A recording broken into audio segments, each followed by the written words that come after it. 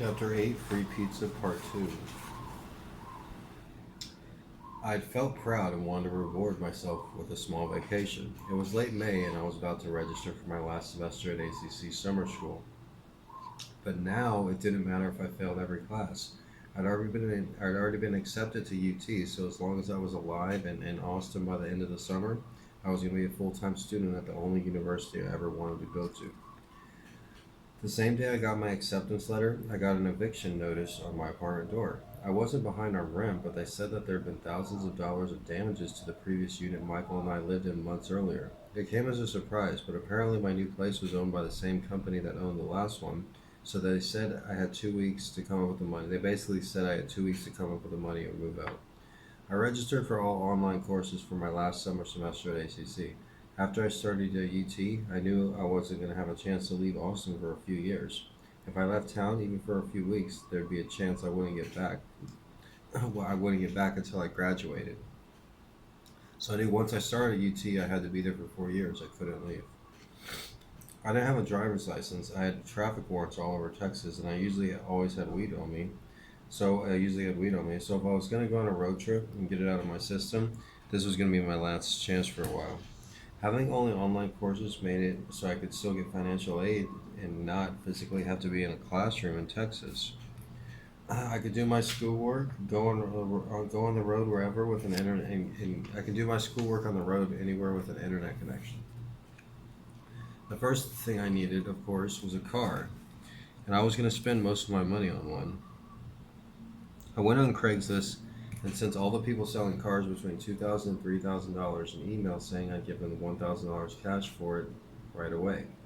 I got a few replies and went to the one closest to the bus route. An hour later, I owned a 1991 Mazda Protege. Best car I ever had. A few days before I left, I realized I wasn't going to have as much cash as I thought, so before leaving, I made a quick stop at my drug dealer's house. I wasn't there to buy drugs, I already had plenty. I was there because I heard that he had a bunch of fake $20 bills for sale. It was good timing right before my trip. While I was traveling, I didn't pass any fakes on anyone that couldn't afford to take a hit. I mainly used them at major corporations and chain stores, and I'm pretty sure nobody went belly up because of me. The previous summer, I'd learned how to travel on the cheap from a guy I knew from the Statesman. We weren't friends and didn't even get along, but he showed me how to use campgrounds, locate hostels, and eat out of a cooler. Now I was by myself and having a much better time. I drove slow and avoided major interstates. I stayed on forgotten two-lane highways. I took my little car down desolate dirt roads made for large trucks, staying at campgrounds and national parks in New Mexico and Arizona. I spent hours meditating, smoking, and giving names to mountains and clouds. When I saw a serene spot, I'd stop and have a picnic. I had no timeline, no deadline, and no destination in mind. I didn't get a chance to do any schoolwork until I got to a public library in Las Vegas. It was right off the strip when you enter coming from California by the famous Welcome to Las Vegas sign. I did schoolwork on their computers. I worked on their computers and occasionally looked out the window at the ridiculous I worked on their computers and occasionally looked out the window at the ridiculously dressed tourists busting around doing sightseeing. I finished most of that summer's schoolwork in the Vegas library before heading to California. I wanted to see if I could be an actor before I started 4 years of college. So I pulled my little Mazda through the desert and didn't stop till I got to Hollywood. The second I got out of the car, I realized it was going to be harder than I thought. I tried to crash an acting audition, but I couldn't get through the front gate. I met another guy doing the same thing, and we ended up hanging out. He took me to an abandoned house, and we jumped a fence and drank beer and smoked pot for a few hours. He said he'd been crashing auditions and squatting in abandoned houses for months. While I was in California, I camped at Malibu State Park. It's a beautiful campground nestled in between lavish million-dollar homes in the Pacific Ocean. My favorite part of the day was at dusk when the sun went down. It reminded me why I came all this way to begin with. The grocery store nearby was a Malibu hotspot, full of luxury cars that I haven't even been lucky enough to look at. I was camping, eating, and shopping next to some of the nation's most famous and wealthiest people. I saw a few movie stars and they noticed me, but every famous person I tried to talk to wrote me off as a crazy homeless person. At Hoods. After a week in LA, I got tickets to The Price is Right. Bob Barker was still hosting, and I wanted to see him in person before he retired. I got there late. They put me in the last row, and I didn't have a chance to come on down. And I didn't win that. I didn't win that shiny new car I was dreaming about either. I left the studio and sat in my Mazda in their garage, in the CBS parking garage, pouting. An hour later, I counted my money and saw that I was down to $100 in cash, mostly counterfeit.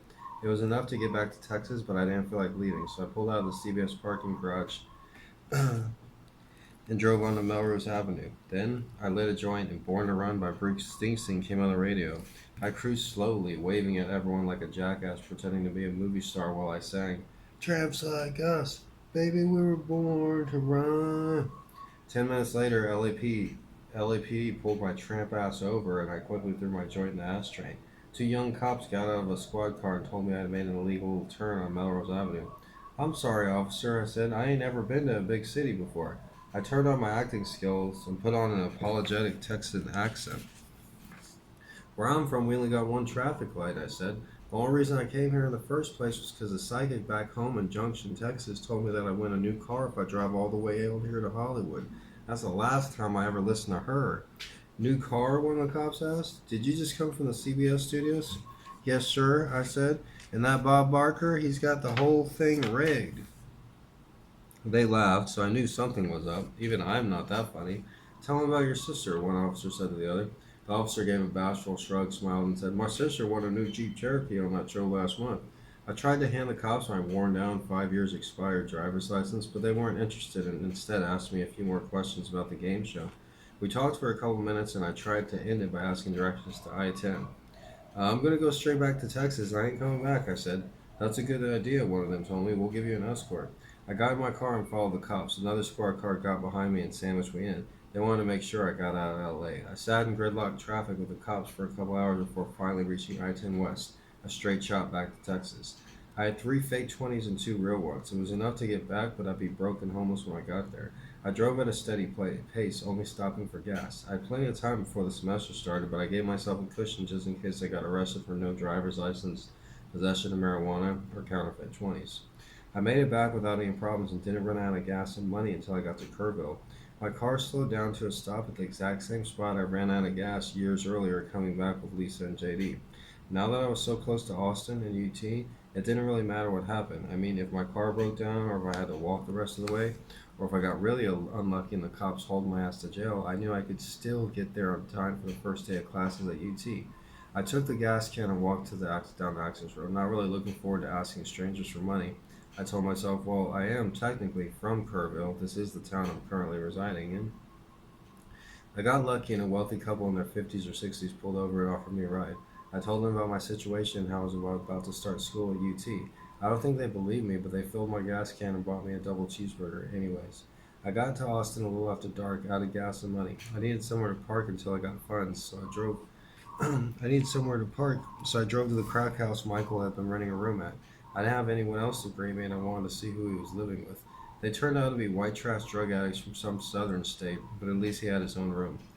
Michael was in a good mood and invited me inside. We watched the 2006 FIFA World Cup match. He said I couldn't stay the night, but he let me lay down and take a nap. I had driven all the way from California and back. In the middle of the night, Michael woke up in a stupor and screamed at me to leave. I wasn't surprised, but I was so tired. I stumbled down the stairs and through the parking lot until I found the back seat of my car. I crawled in and got in my usual fetal position. I'm very tall, so that was the only way I could actually fit in the tiny car without being seen. I slept until the Texas heat came banging early the next morning.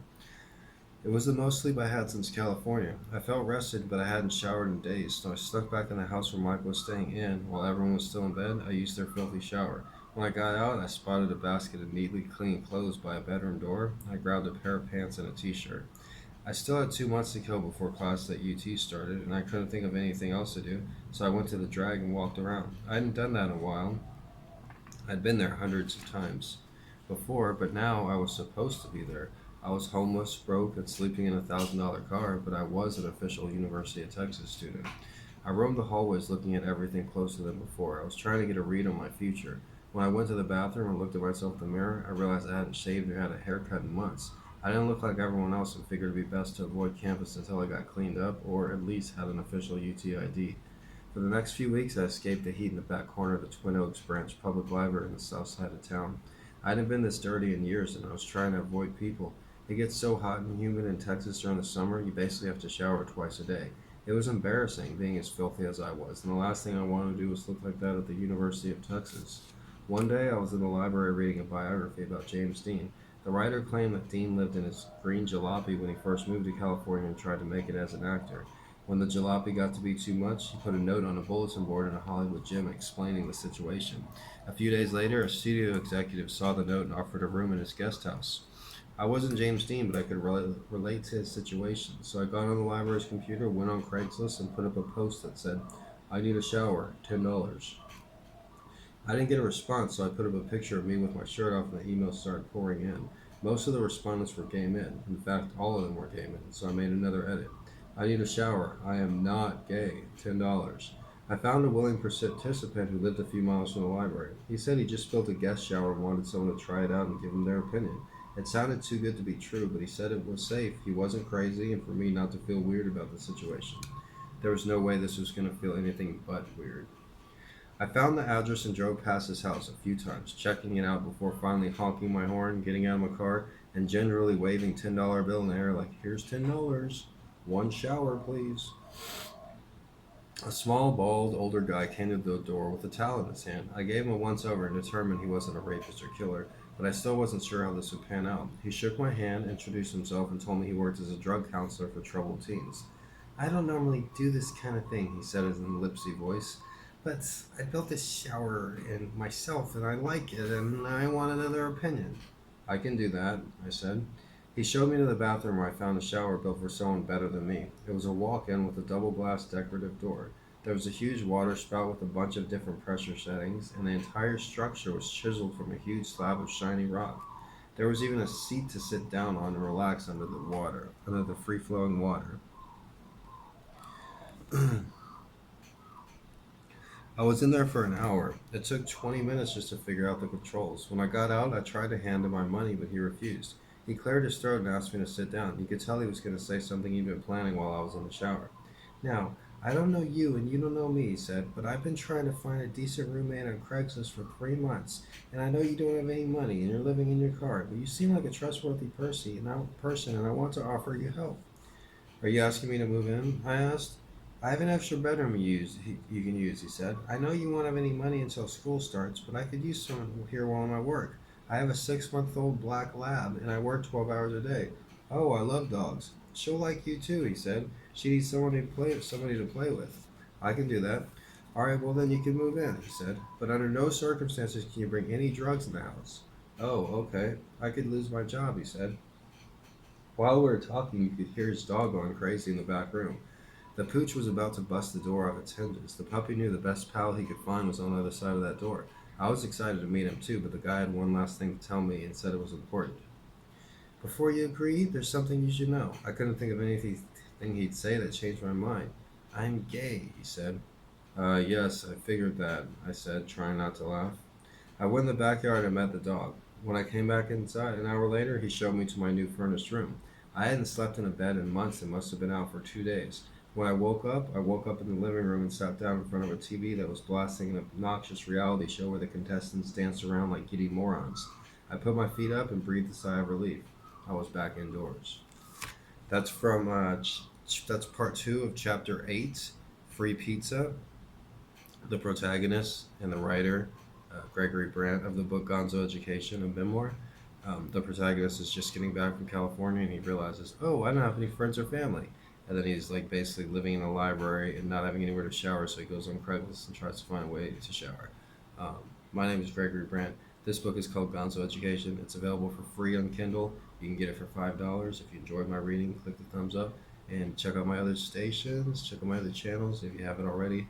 Smash the subscribe button and let me help this channel grow. This book right here, it starts when I drop out of high school and it ends when I graduate from one of the best journalism schools. So if this book isn't good, don't get bad at me. Get bad at the top journalism school that taught me, okay?